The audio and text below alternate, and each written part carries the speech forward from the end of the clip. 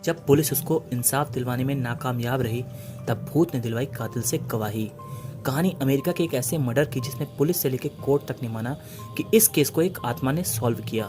कानून कभी भूत प्रेत पर विश्वास नहीं करता, लेकिन अमेरिका के इस केस में पुलिस ने खुद माना कि हमने इस मर्डर केस में उम्मीद खो दी थी, लेकिन भूत ने इस केस को सुलझाया।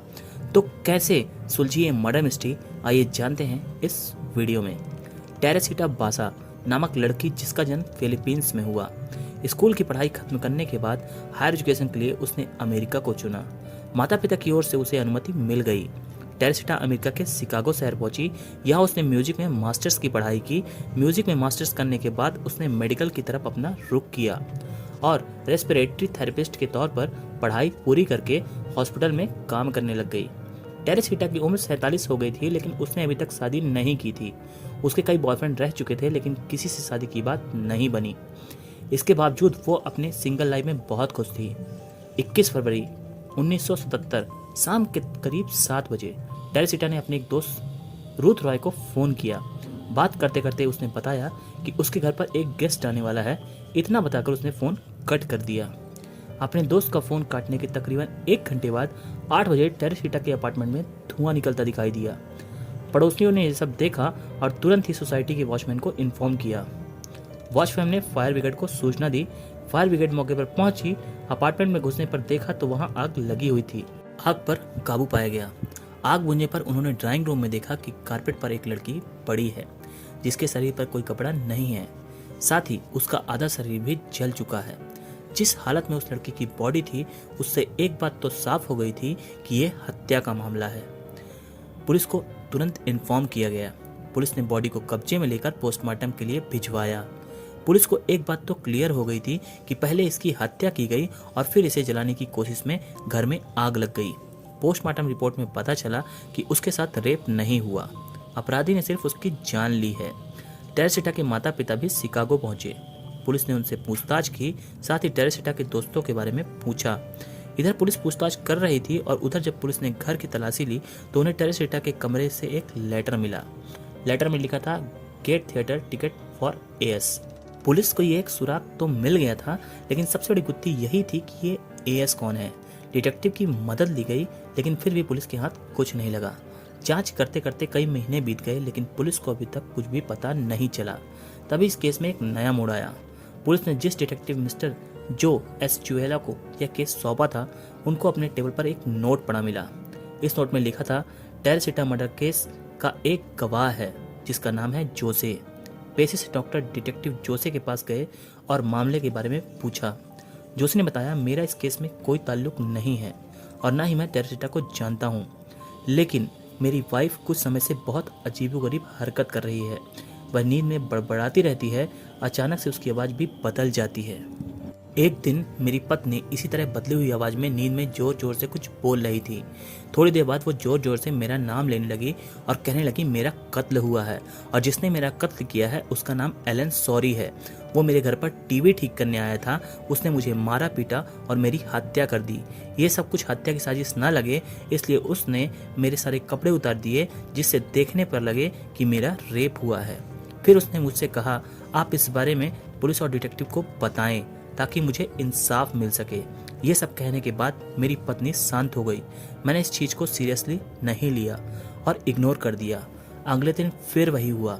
मेरी पत्नी फिर से बड़बड़ाने लगी, लेकिन इस बार वो बहुत गुस्से में थी।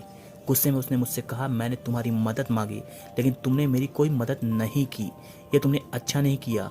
मेरी मदद करो, नहीं तो इसका खामियाजा तुम्हारी पत्नी को भुगतना होगा।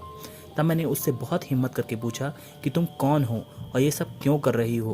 तुमने जो कुछ भी कहा, अगर मैं ये सब पुलिस से कहूँगा तो वो मेरा मजाक उड़ाएंगे।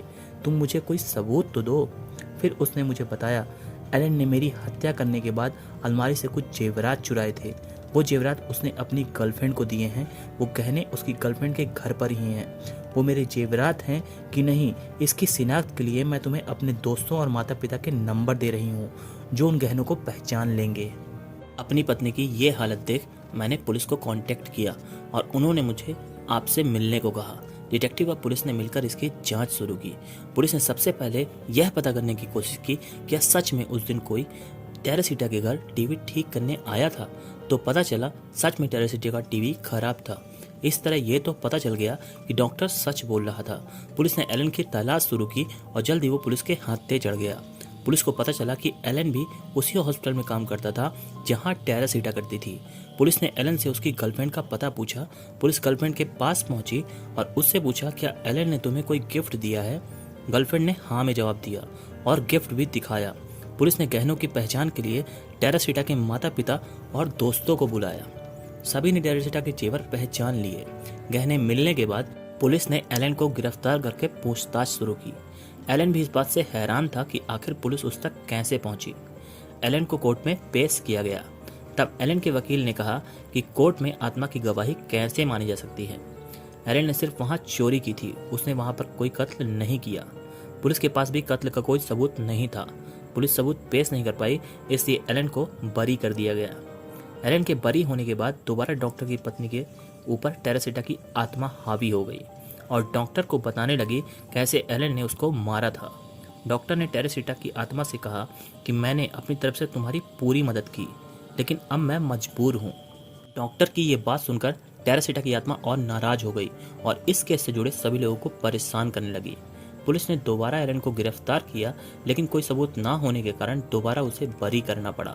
लेकिन इस बार बरी होने के बाद अचानक से एलन ने डिटेक्टिव को अपने पास बुलाया और उसने कबूल किया कि उसने ही टेरेसीटा का कत्ल किया है। उसमें अचानक से आई इस बदलाव से सब लोग हैरान थे। एलन ने बताया कि वो और टेरेसीटा अच्छे दोस्त थे, साथ ही वो एक ही हॉस्पिटल में काम करते थे। जब भी टेरेसीटा के घर कोई इलेक्ट्रॉनिक आइटम खराब होता, वो मुझे बुला लेती। हम कॉफ़ी पीते पीते बहुत सारी बातें करते। उस दिन टेरेसीटा का टीवी खराब हुआ, उसने मुझे बुलाया, मैंने उसका टीवी बनाया। तभी मेरे मन में लालच आ गया। मैंने उसके गहने चुराने का सोचा, लेकिन चोरी करते वक्त उसने मुझे देख लिया। अपनी बदनामी के डर से मैंने उसको मार डाला। पुलिस को यह केस रेप का लगे, इसलिए मैंने उसके कपड़े उतार के कारपेट में आग लगा दी ताकि सारे सबूत नष्ट हो जाएं। एलन के गुनाह कबूल करते ही कोर्ट ने फिर से ट्रायल शुरू किया और कोर्ट ने उसे 20 साल कैद की सजा सुनाई। कहा जाता है टेरेसीटा की आत्मा एलन को बहुत परेशान करती थी, साथ ही उसे गुनाह कबूल करने को कहती थी। इसी से परेशान होकर एलन ने गुनाह कबूल कर लिया। इस तरह एक आत्मा ने अपने कत्ल की गुत्थी सुलझाई। जय हिंद, जय भारत।